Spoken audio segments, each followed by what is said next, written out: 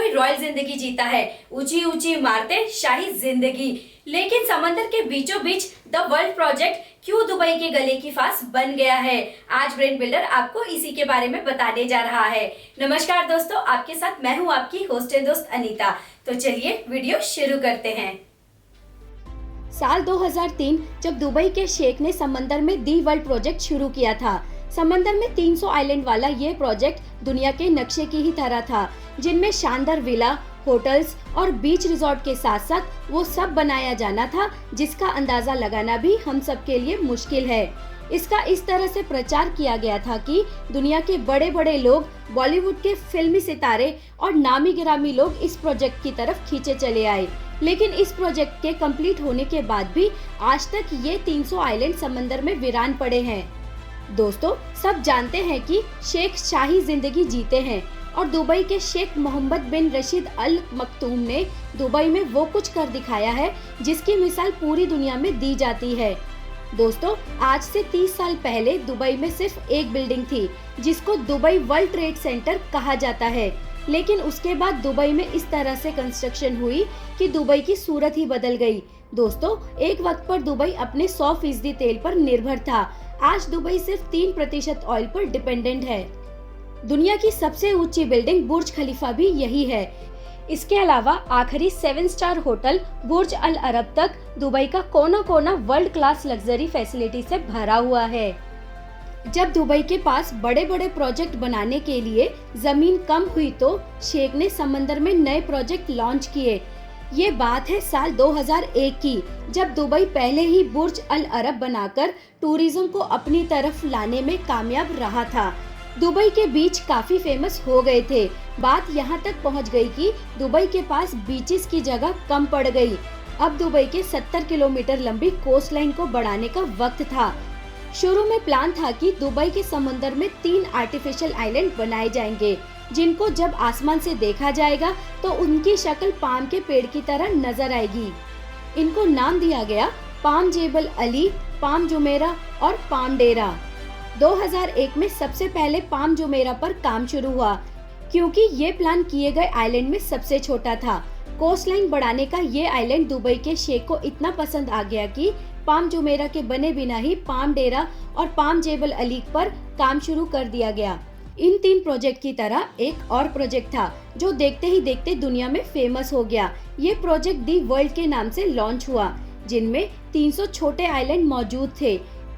The world का design पृथ्वी के map के हिसाब से था, जिसमें हर देश के नाम से अलग अलग आइलैंड बनाए गए थे। 2003 में द वर्ल्ड का काम शुरू हुआ। द वर्ल्ड नाम का ये प्रोजेक्ट दुनिया के बड़े बड़े लोगों के लिए बनाया जा रहा था। बड़े बड़े लोग, इंटरनेशनल और बिजनेस टाइकून ने बढ़ चढ़कर इसमें हिस्सा लिया।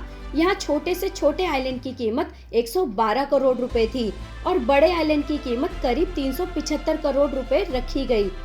जिस तरह से दुबई को अपने पहले प्रोजेक्ट में कामयाबी मिली थी, इसी तरह द वर्ल्ड प्रोजेक्ट में भी मिली। कंस्ट्रक्शन कंप्लीट होने से पहले ही 2006 में करीब 60% आइलैंड बिक गए थे। अब सवाल है कि समंदर के बीचों बीच रेत से बने इस आइलैंड की कीमत इतनी क्यों रखी गई। पहली बात तो ये कि ये आसान काम नहीं था। समंदर की ऊंची ऊंची लहरों के बीच आइलैंड बनाना बहुत मुश्किल काम था।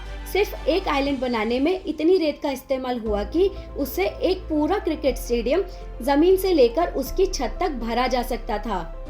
अगर पत्थरों की बात की जाए तो द वर्ल्ड प्रोजेक्ट में इस्तेमाल हुए पत्थरों का वजन 5.5 लाख ट्रेन इंजन के वजन के बराबर था। 9 किलोमीटर लंबे और 6 किलोमीटर चौड़े इस प्रोजेक्ट को बनाने में दुबई सरकार को 14 अरब डॉलर खर्च करने पड़े।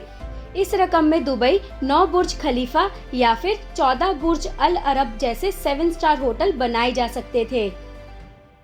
लेकिन शेख को जमीन के साथ साथ समंदर से भी पैसा कमाना था और यही वजह थी कि शेख समंदर में जन्नत की जमीन बनाना चाहते थे। तो फिर क्यों पिछले 12 साल से ये आइलैंड वीरान है। द वर्ल्ड प्रोजेक्ट के फेल होने के पीछे सबसे बड़ा कारण इसका डिजाइन है। सबको उम्मीद थी कि ये पृथ्वी की तरह दिखेगा, लेकिन ऐसा नहीं हुआ। ज्यादातर आइलैंड की शेप अलग अलग कंट्री के मैप से अलग थी, जिससे इन्वेस्टर्स को काफी निराशा हुई।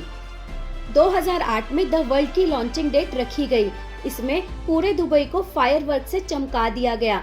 लेकिन जितना पैसा इस पर लगाया गया वो सब बेकार गया, क्योंकि ये वो वक्त था जब पूरी दुनिया को मंदी ने घेर रखा था। इस क्राइसिस से पहले ही इस प्रोजेक्ट के 60% आइलैंड सेल हो गए थे। ऐसे में जैसे ही मंदी आई, दुबई के प्रॉपर्टी के रेट जमीन पर आ गए, जिसके बाद मंदी की वजह से जिन लोगों ने यहाँ आइलैंड खरीदे थे उन्होंने भी यहाँ कंस्ट्रक्शन का काम नहीं कराया। इसके बाद सबसे बड़ी मुसीबत आई जब खाली आइलैंड धीरे धीरे समंदर में समाते गए, जिससे खतरा बढ़ गया। वहीं मीडिया कवरेज ने भी लोगों का इस प्रोजेक्ट पर विश्वास बहुत कम कर दिया।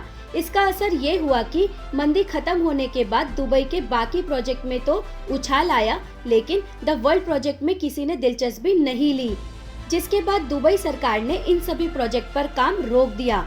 बात यहाँ तक पहुँच गई कि सरकार को पाम जेबल अली के इन्वेस्टर को पेमेंट वापस करनी पड़ी। प्राइवेट आइलैंड का अपना ही मजा है। पाम जुमेरा एक सफल प्रोजेक्ट बना। ये दुबई का पहला आर्टिफिशियल प्रोजेक्ट है जो कामयाब रहा। कई बड़े बड़े स्टार पाम जुमेरा में रहते भी हैं। इनमें डेविड बेकहम, शाहरुख खान और शिल्पा शेट्टी के साथ साथ कई जाने माने नाम भी शामिल है। हालांकि द वर्ल्ड प्रोजेक्ट में 9 ऐसे आइलैंड हैं जो बने हुए हैं। इनमें लेबनान आइलैंड, यूरोप आइलैंड और फार्मूला 1 ड्राइवर के नाम पर बनाया गया माइकल शूमागर आइलैंड डेवलप किया जा चुका है। बाकी 251 आइलैंड अब तक खाली है और धीरे धीरे समंदर में समाते जा रहे हैं। तो ये थी दुबई के द वर्ल्ड प्रोजेक्ट की कहानी। उम्मीद है दोस्तों आपको हमारी ये वीडियो पसंद आई होगी। अगर आप हमारी फैमिली का हिस्सा अभी तक नहीं बने हैं तो प्लीज हमारे चैनल ब्रेन बिल्डर को सब्सक्राइब कर लीजिए और बेल बटन दबाइए, ताकि इसी तरह की दिलचस्प वीडियो आपको मिलती रहे और आपकी नॉलेज बढ़ती रहे। धन्यवाद।